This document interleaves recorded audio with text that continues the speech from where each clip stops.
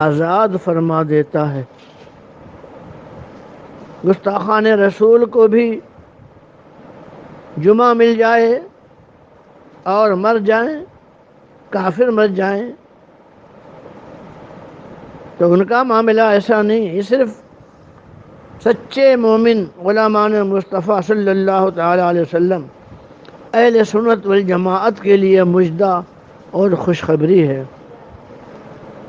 سیدنا ابو امامہ رضی اللہ تعالی عنہ سے مروی ہے کہ اللہ عز و جل کے محبوب صلی اللہ تعالی علیہ وسلم نے ارشاد فرمایا،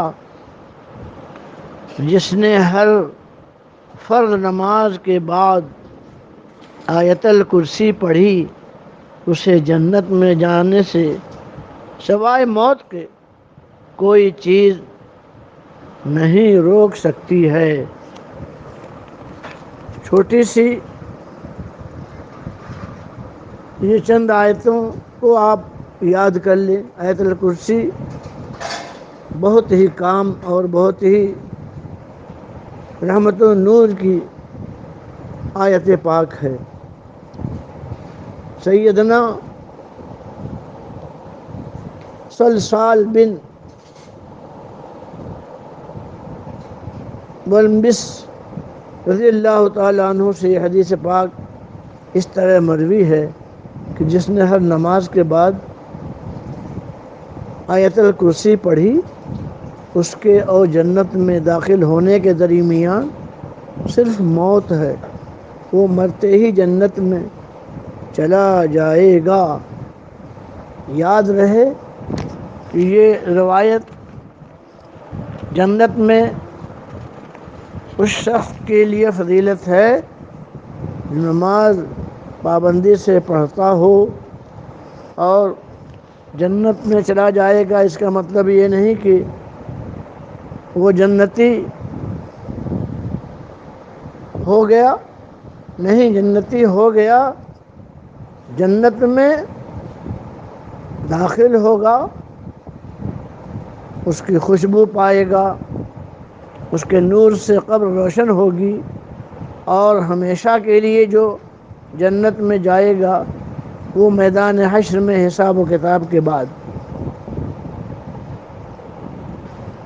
اللہ تبارک و تعالی کی حکمت سیدنا وہب بن منبہ رحمۃ اللہ علیہ فرماتے ہیں، میں نے ایک کتاب میں اللہ عز و جل کا فرمان پڑھا کہ اگر میں میت کا بدبودار ہونا مقدر نہ فرماتا تو لوگ اسے اپنے گھروں میں ہی رکھ لیتے، یعنی مرنے والے کی مرنے کے بعد جسم سے، اس کے بدن سے بدبو آتی ہے، اس لیے کہ وہ سڑ جاتا ہے، گل جاتا ہے۔ تو اللہ تعالیٰ فرماتا ہے اگر میں بدبودار ہونا اس کے لیے مقدر نہ فرماتا تو لوگ بجائے قبرستان لے جانے کے اپنے گھروں میں ہی رکھ لیتے۔ اور یہ بھی روایتیں بہت ساری ہیں کہ حافظ قرآن جو ہے سڑتا نہیں، عالم دین مرتا نہیں۔ الگ الگ روایتیں سب حق ہیں۔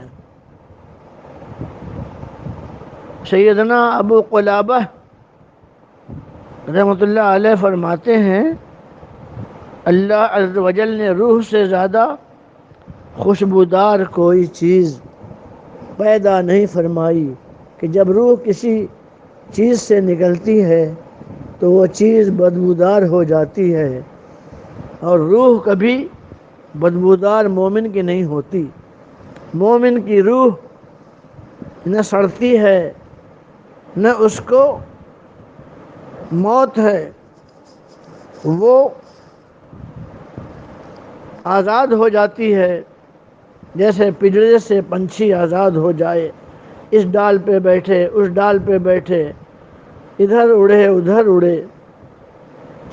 جسم کی ہر چیز گل جائے گی سوائے ایک ہڈی کے، جو مخصوص ہڈی ہے اللہ تبارک و تعالی اس سے پھر زندہ فرمائے گا۔ ہڈی سے ہی زندہ فرمانے کی قدرت نہیں، بلکہ وہ بغیر ہڈی کے بھی زندہ فرمانے پہ قادر ہے۔ یہ ایک مثال ہے کہ ایک ہڈی ایسی ہے جو ختم نہیں ہوتی ہے۔ سیدنا ابو ہریرہ رضی اللہ تعالی عنہ سے مروی ہے کہ اللہ عز و جل کے پیارے حبیب صلی اللہ تعالی علیہ وسلم نے ارشاد فرمایا، انسان کی ہر چیز گل جائے گی سوائے ایک ہڈی کے، اور وہ ریڑھ کی ایک ہڈی ہے۔ اس سے قیامت کے دن مخلوق کو مرکب کیا، یعنی دوبارہ بنایا جائے گا۔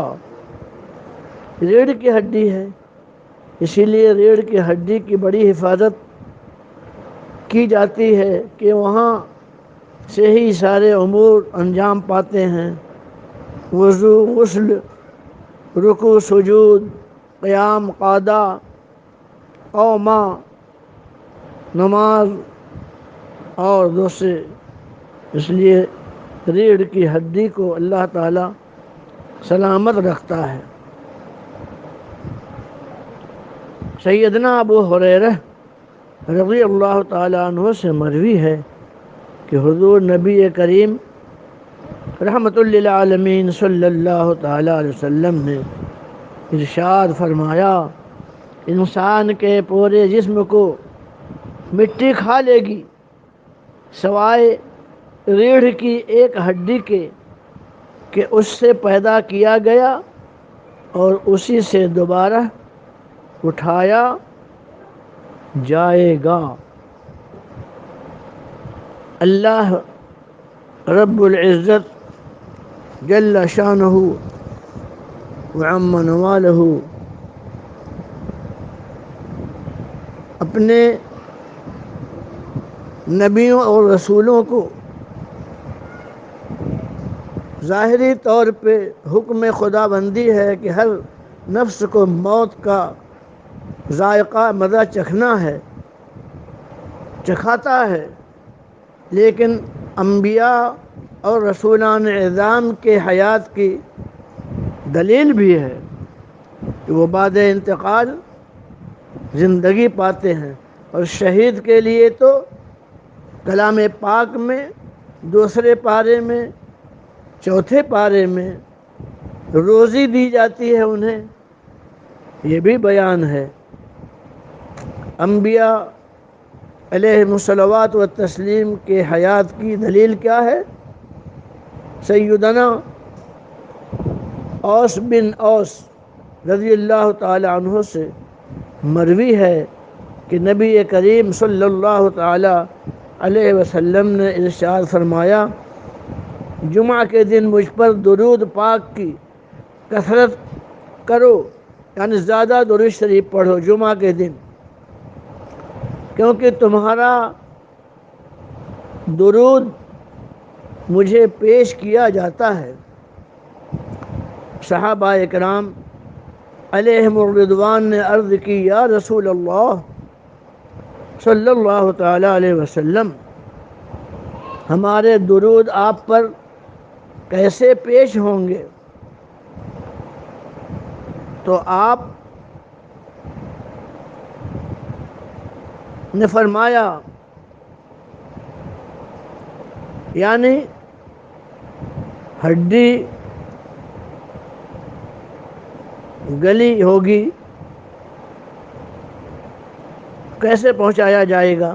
ارشاد فرمایا، بے شک اللہ عز و جل علی الارض